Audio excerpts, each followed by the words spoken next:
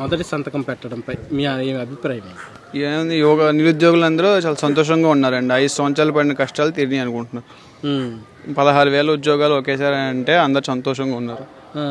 గతంలో జగన్మోహన్ రెడ్డి గారు వైజాగ్ సమిట్ ఏర్పాటు చేసిన 2 లక్షల ఉద్యోగాలు వచ్చినాయి అని అంటున్నారు కదా. ఏమండి, ఒక ఉద్యోగం కూడా ఏం రాలేదు కదా. ప్రైవేట్ కంపెనీలు కూడా ఏం రాలేదు. వెళ్ళిపోయిన కియా మోటార్ కూడా మళ్ళీ వచ్చింది.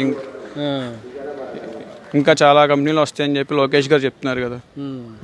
సార్, ఇప్పుడు జగన్మోహన్ రెడ్డి గారు ఉన్నప్పుడు యువత పరిస్థితి ఎలాగుంది? ఇప్పుడు చంద్రబాబు నాయుడు వచ్చిన యువత పరిస్థితి ఇప్పుడే బాగుంది. ఏమండి, 5,000 రూపాయలతో వాలంటీర్ అని చెప్పి ఇచ్చారు. అంతకు మించి ఇంకేం లేదు కదా.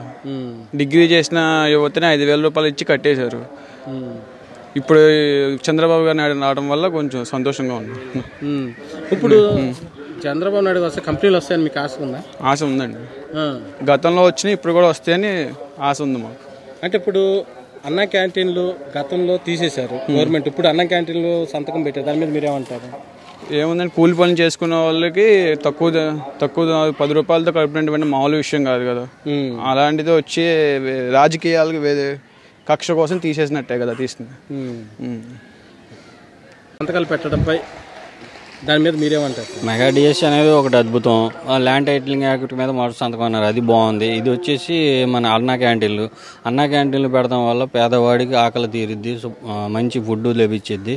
దానివల్ల పేదలు శుభ్రంగా 3 పూట్ల తినటం అనేది జరుగుతూ ఉంటుంది. అంటే ఇప్పుడు పెన్షన్ గతంలో 2,000 ఉండే చంద్రబాబు నాయుడు గారు, జగన్మోహన్ రెడ్డి గారు వచ్చిన తర్వాత 3,000 అన్నారు, దానికి దఫలుగా పెంచారు. ఇప్పుడు చంద్రబాబు నాయుడు గారు వచ్చిన తర్వాత 4,000 ఇస్తున్నారు అన్నారు, దాని మీద మీరేమంటారు? పేదవారి కష్టం చూసి వెంటనే 4,000 చేయడం జరిగింది. ఆ 4,000 డైరెక్ట్గా చేయడం జరిగింది, విడతల వారీగా కాకుండా డైరెక్ట్గా ఇవ్వడం జరిగింది. పేదవాళ్ళు చాలా ఆనందంగా అయితే ఉన్నారు. ల్యాండ్ టైటిలింగ్ యాక్ట్ పై మీరేమంటారు సార్? ల్యాండ్ టైటిలింగ్ యాక్ట్ మీద మొదటి సంతకం అని చెప్పేసి అన్నారు కదా. ఇప్పుడు దాని మీద అయితే కొంచెం జనం బాగా హర్షం వ్యక్తం అయితే చేస్తున్నారు.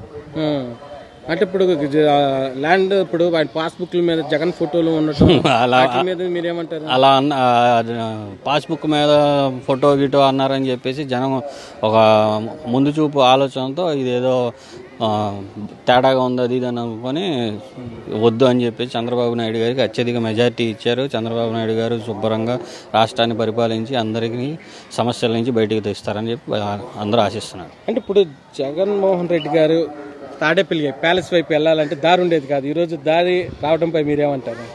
జనాలు ఆనందంగా ఉన్నారు, ఇంకా హర్షం వ్యక్తం చేస్తున్నారు. అంతే, అంతకుముందు గిన్సింగ్లు అన్నీ ఉండేవి, పరదాలు కట్టుకొని ఉండేవాళ్ళు సార్. ఇప్పుడేమో మొత్తం అన్నీ తీపిచ్చేసి అంతా రాజధాని అమరావతి రైతులకి చాలా ఆనందకరమైన విషయం అయితే. అంటే ఋషికొండపై మీ అభిప్రాయం ఏంటి? ఋషికొండ అంటే ఇంకా ఋషికొండ ఇంకే ఆయన అంటే ఏదో చేసేసి ప్యాలెస్ లాగా చేసుకుందాం అనుకున్నాడు. ఇక చంద్రబాబు నాయుడు గారు దిగిన తర్వాత ఇంకా అవకాశాలు అయితే చాలా అరుదుగా ఉంటాయి, ఉండవు అసలు ఇంకా.